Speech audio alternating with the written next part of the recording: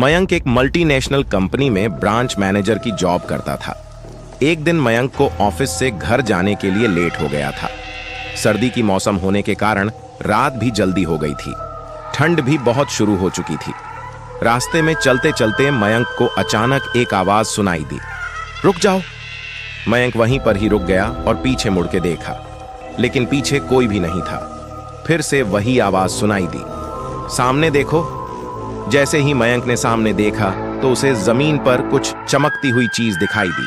मयंक दौड़ के उस चीज के पास गया और देखा तो ये कोई साधारण चीज नहीं थी, बल्कि एक चमकता हुआ हीरा था। उसने वह हीरा अपने हाथ में लिया। उसकी चमक देखकर मयंक की खुशी का पार ना रहा। लेकिन मयंक को कहां पता था ये कोई साधारण है या नहीं, बल्कि एक मायावी हीरा है। अचानक उस हीरे में से आवाज आई, अगर तुम्हें और हीरे चाहिए तो इस जमीन को खोदो। इस जमीन के नीचे बहुत सारे हीरे हैं। मयंक खुश हो गया। उसने उस हीरे को अपनी जेब में डाला और जमीन खोदना शुरू किया। करीबन 2 फीट खोद काम करने के बाद अचानक मयंक डर के मारे चिल्लाने लगा। इसके कारण उसका संतुलन खो गया और जमीन पर गिर पड़ा, क्योंकि उस गड्ढे में से हीरे मोती नहीं, बल्कि किसी इंसान का कटा हुआ सर मिला। अचानक वह सर हवा में उड़ने लगा और बोला, डरो मत, मैं तुम्हें कोई हानि नहीं पहुंचागा। मैं तुम्हें बहुत सारे हीरे जवेरात भी दूंगा। बस मेरी बात ध्यान से सुनो, मैं जहां जाता हूं वहां मेरे पीछे आओ। फिर वह सिर हवा में उड़ा और जंगल की ओर बढ़ने लगा। करीबन 1 किलोमीटर चलने के बाद वह सिर रुक गया। मयंक भी रुक गया। फिर उस सिर ने मयंक से कहा, इस जमीन के भीतर बहुत सारे हीरे मोती जवाहरात छुपे हुए हैं।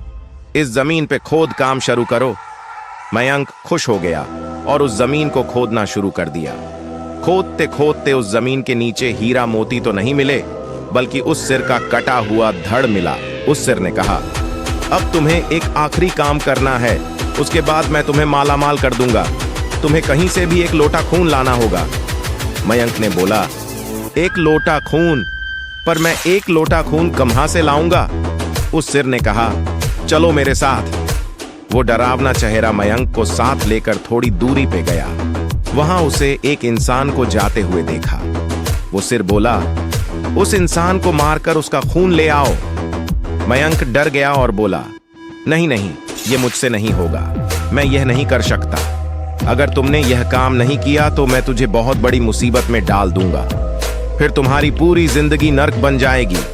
मयंक ने हाथ जोड़कर उसे कहा, मुझे माफ कर दो।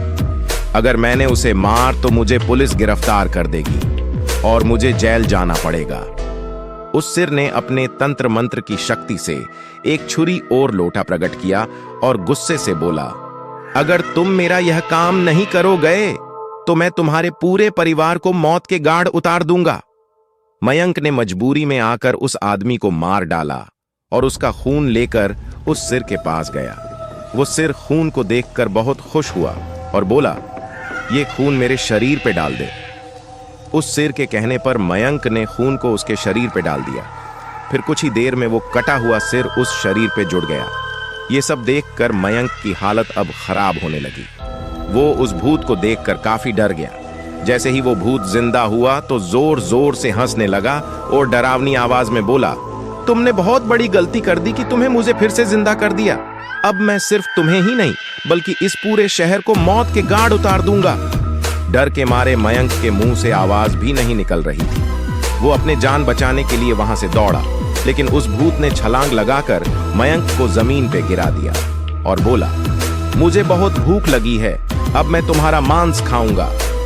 जैसे ही उस भूत ने मांस खाने के लिए आगे बढ़ा कि तुरंत ही उसका सिर धड़ से अलग हो गया। मयंक समझ नहीं पाया कि आखिर यह चमत्कार हुआ कैसे। जब मयंक ने पीछे मुड़कर देखा तो एक अघोरी बाबा खड़े थे। उस अघोरी बाबा ने कहा, जब तुम उस आदमी को मारकर उसका खून ले जा रहे थे तभी मैंने देख लिया था और समझ गया कि कुछ तो बुरा होने वाला है। इसीलिए मैं तुम्हारे पीछे पीछे यहां तक चला आया और मैंने अपनी मंत्र की शक्ति से उस भूत को फिर से मार दिया। अब तुम निश्चित होकर अपने घर जाओ। अब तुम पर कोई खतरा नहीं है। आज भी मयंक उस बात को याद करता है तो उसकी रूह तक कांपने लगती है। दोस्तों, आपको यह कहानी कैसी लगी प्लीज हमें कमेंट करके जरूर बताएं।